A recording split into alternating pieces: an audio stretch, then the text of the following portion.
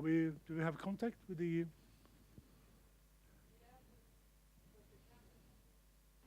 camera? So go on.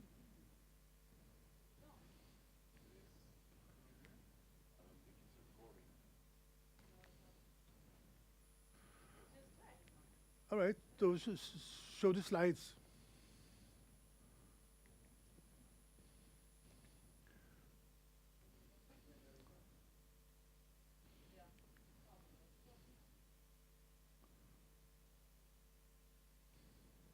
I'm sorry, we have a bit delayed tech problems, but all right, we go for the.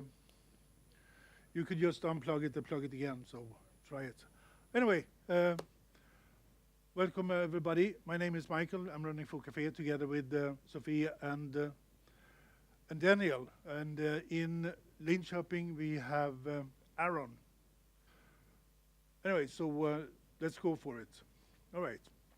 Why community events? So just the basics of a community events is that we share knowledge. And that's what we do. And learning new things is also important. Meet all the new friends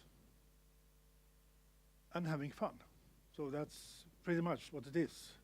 So, all right, so how did this, and we are focusing on the software industry, so software developers, that's what our focus, that's what we have focus on. So let's go back in the beginning of this era of meeting in a user group. So the first user group was founded in 1955 called Share in Los Angeles. And it was a couple of companies that ordered a new IBM mainframe. And they thought it was really cool to actually be able to build new stuff. So they started a user group and they shared knowledge in between. And by 1958, they created a new operating system that which made these mainframe computers even more efficient. And of course, this was open source before open source even had a name, because they handed it out for free, because they just did it because they just loved to do it. They were totally geeks. And that's what everything about this user group phenomenon started back in the days. And another thing of sharing knowledge is the rise of Silicon Valley. The rise of Silicon Valley started in, I lost the name now, in a part of California. No, outside San Francisco, actually. And there were a few companies there that were producing semiconductors. And those guys who were working with semiconductors, they met in a pub after work called Wagon Wheel. And over a beer, they told each other that, oh, I made this. I succeeded to fix this problem. And so they shared knowledge in between. And by doing that, Silicon Valley, so this part of, it's called Mountain View, that part, became world leader in semiconductor industry.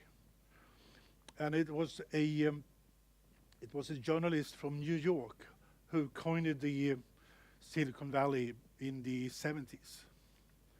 So it was created through meeting like-minded people over a beer. So that's also, the problem is that, I mean, pretty much every city in Europe tried to create the Silicon Valley, and everyone is doing it in the wrong way. So they're just like, they're building new buildings and they're putting loads of large companies and think that, oh, this is the Silicon Valley. No, you don't have the community. There is no community in those places. That's why all of them is failing, more or less. So good things comes from when people are meeting each other. If we're going back to what happens at the Wagon Wheel, that building doesn't exist anymore. it's a bit sad. Anyway, but after a while, the company managers forbid staff to meet up at Wagon Wheel because they were very protective. That's one of the problems with the companies, that they are very protective. And by being protective, you also slow down innovation in that case. All right. So that's a little bit of history.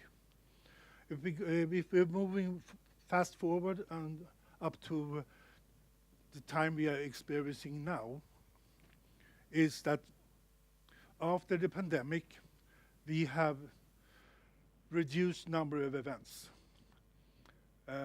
In 2019, Foo Café had, on average, 7-8 events per week. Nowadays, we have on average 2 events per week. And there are serious things that has happened during the pandemic. And even before the pandemic, we also had loads of developers that came out from different schools, because we are lacking developers, and then we educated many people to become front-end developers in really fast-forward courses. And these people, they see this profession as a easy job, because, I mean, you sit at your desk for 8 hours a day, and you just punch on the keyboard, and you had a good salary, which meant that we have loads of people that actually is not really passionate about the software industry or passionate about the job. They are just doing it because it's easy, it's good payment, and out of that we also get fewer geeks, because there are geeks that runs a community. And since we have fewer geeks now than we had before, hence we also have fewer events. This is my theories. I don't have any documented, I haven't made any research, but if I study the market, this is what happens right now. And also during the pandemic, there were also new tools, or enhanced tools like Zoom or Discord, or how to meet over online. Those things also became much more intense. Things like podcasts also skyrocketed. Many people are doing podcasts now compared to how it was before the pandemic. Even though podcasts existed even then, but nowadays everyone would like to have a podcast, so everyone will be influencers, not only people that are talking about cosmetic but also geeks are also influencers nowadays. Another thing that happened is LLMs. Lots of questions you had before that would be answered at a meetup.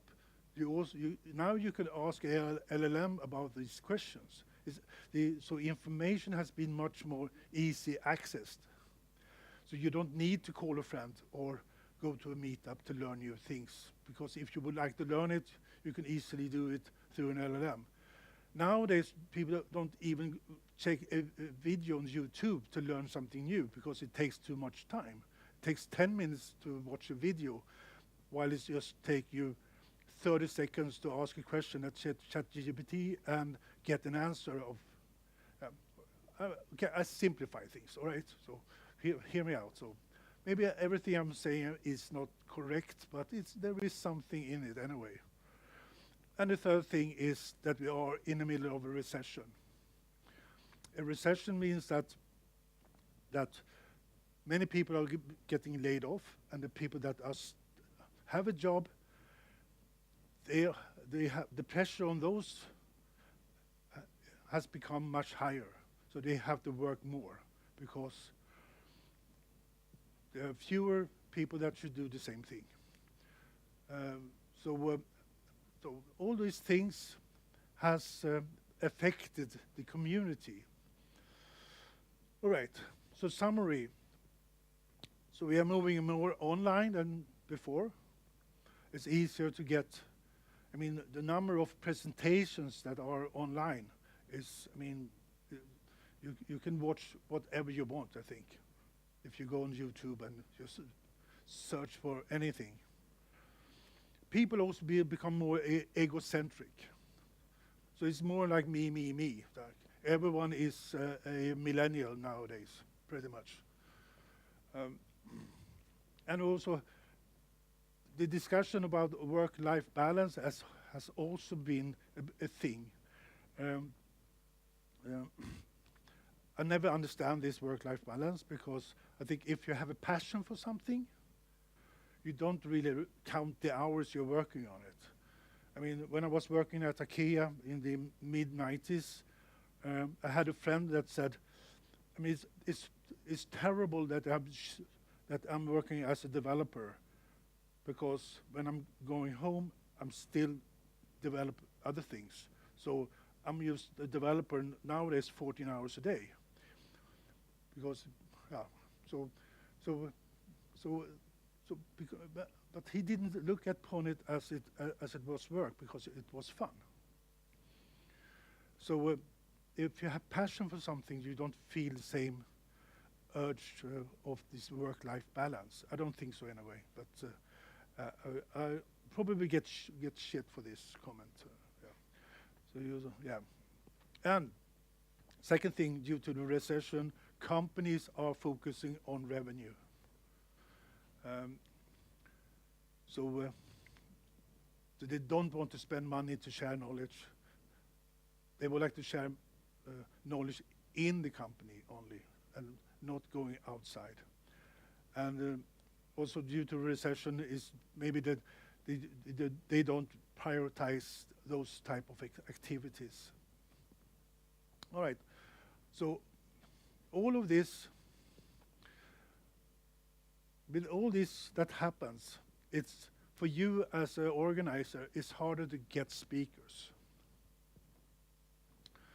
So there are different reasons why this has happened. We had, before the pandemic, at Foo Café we had roughly 40 different user groups that did events. Not every month, but a few times a year in a way.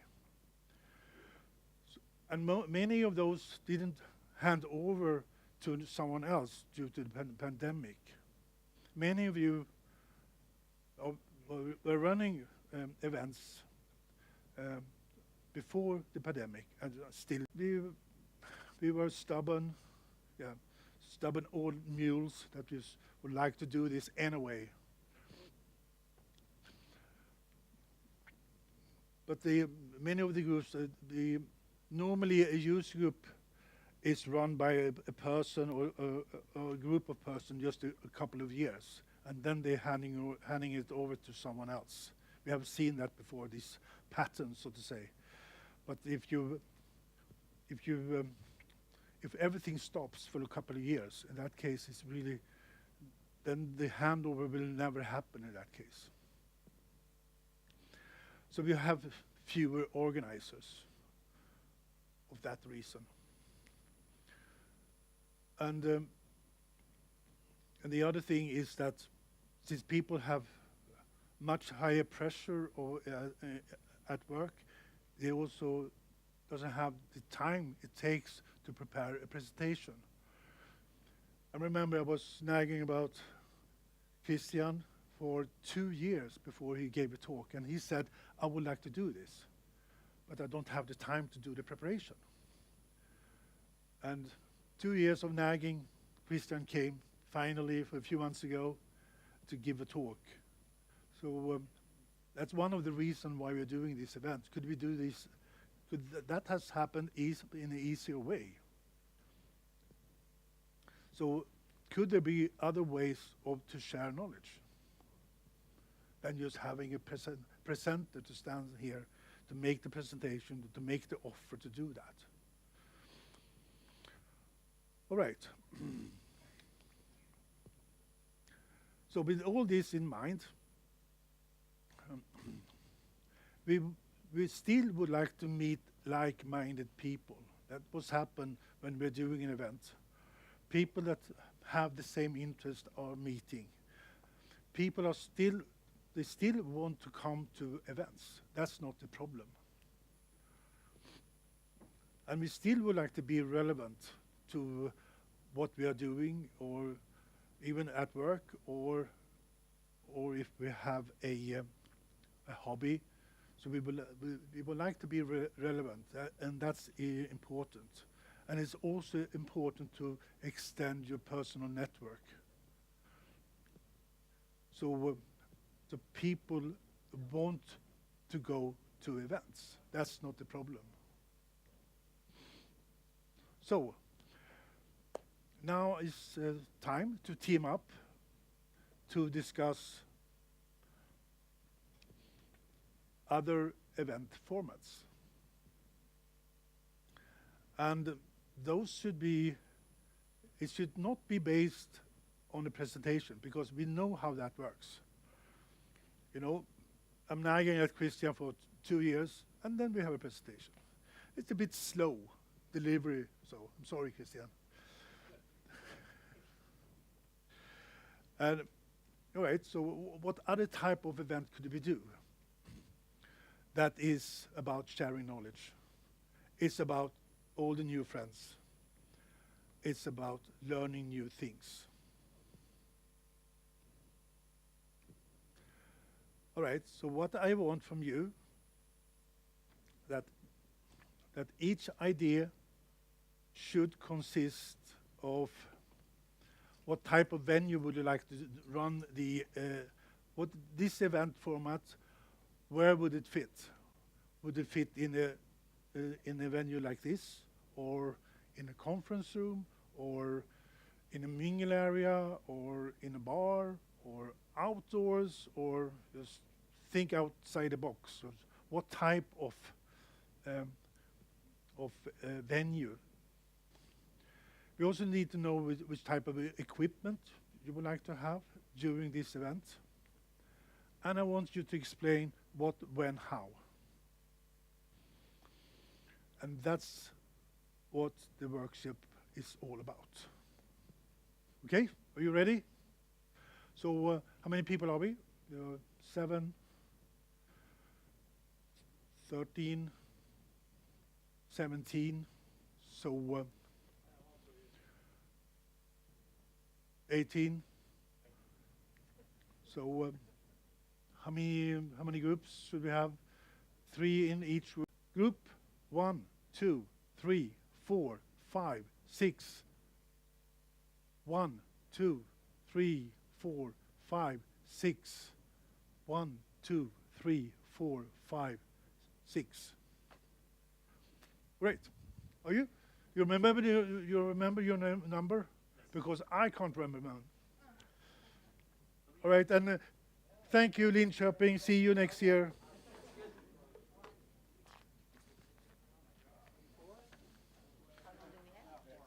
So.